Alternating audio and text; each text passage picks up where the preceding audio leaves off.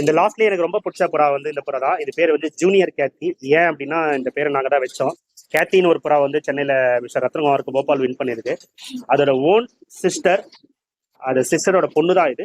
இந்த புறா தான் கிளப்ல செகண்ட் அடிச்சு வித்தின் 9 daysல இண்டிபெண்டன்ஸ்ல ஓப்பன்ல வச்சு 12th பண்ணிச்சு. எனக்கு ரொம்ப பிடிச்ச புறா இது ஜூனியர் கேத்தி. இந்த லாஸ்ட்லயே எவ்வளவு புறா இருந்தாலும் இந்த புறா மேல எனக்கு ஒரு தனி பாசம்.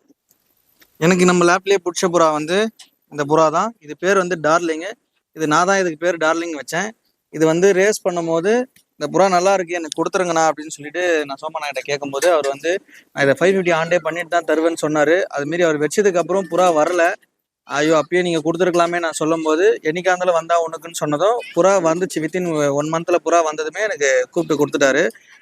இந்த புறா நான் அவ்வளவு லைக் பண்ணேன். இந்த புறாவுடைய பொண்ணு தான் எனக்கு 2 times 1000 பறந்துருக்கு. இது அம்மா பொண்ணு. அம்மா பொண்ணு. குமரா ரொம்ப விருப்பப்பட்டு வாங்கின புறா டார்லிங். நான் ரொம்ப விருப்பப்பட்டு இந்த லாஸ்ட்ல எடுத்த விட வந்து ஜூனியர் கேத்தி. எங்களுக்கு ரெண்டுமே பேர் வாங்கி கொடுத்துருக்கு.